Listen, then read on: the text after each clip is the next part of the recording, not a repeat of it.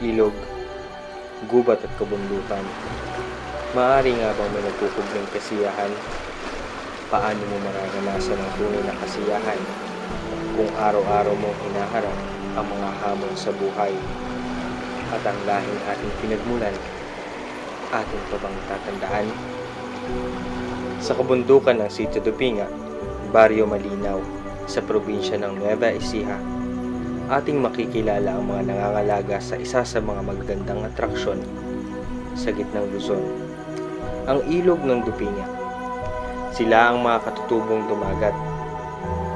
Isa sa kanila si Utoy, isang batang dumagat na punong-puno ng pangarap, ngunit sa murang edad, siya ay namulat sa kahirapan ng buhay. Sa pagsikat pa lamang ng araw, nagsisimula na din ang kanyang mga responsibilidad para sa kanyang pamilya.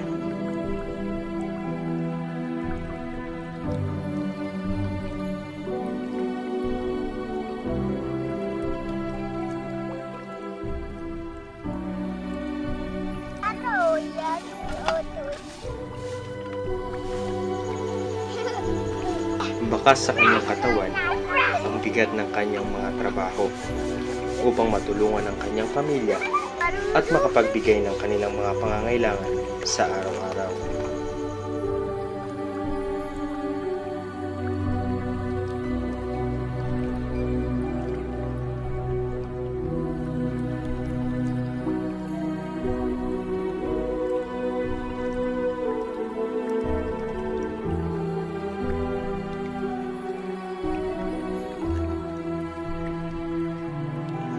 Ilang kilometro ang kanyang nilalakbay upang maibaba ang mga patay na punong kahoy o bukawi kung kanilang tawagin mula sa kabundukan para gawing uling.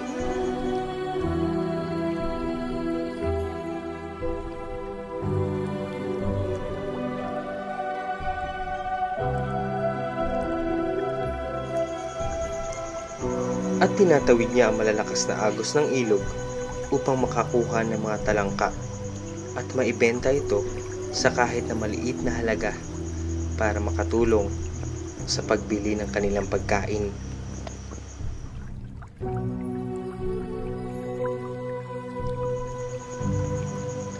Sa kabila ng mga ito, ang kanyang mga pangarap ay hindi niya isinasantabi. Di mo alintana ang bigat at hirap ng kanilang pamumuhay dahil sa kanyang mga ngiti.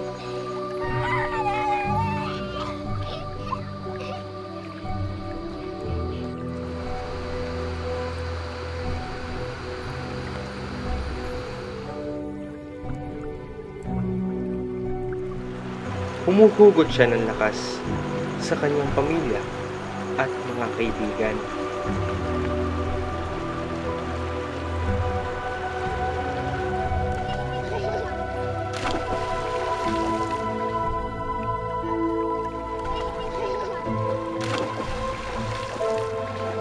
Ang tubig ay isa sa ating pangunahing kailangan.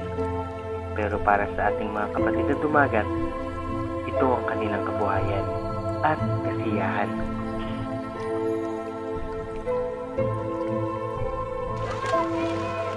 Maaring isa lamang bagay na ginagamit sa araw-araw, pero para sa kagaya nilang salat sa yaman, isa itong bagay na maaaring pagkunan ng kaligayahan.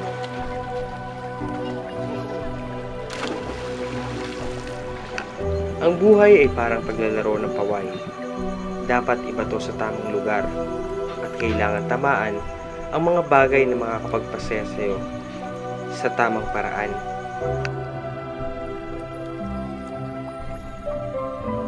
Tsinelas, isang instrumento sa paglalakbay, proteksyon at dekorasyon sa ating mga paa. Ngunit para kay Utoy, ang tsinelas ay di lamang instrumento sa paglalakbay, kundi isang instrumento din sa pagkamit niya ng tagumpay. Siya si Utoy, masayang ipapakita ang ngiting tatag ng tunay na lahing Pilipino.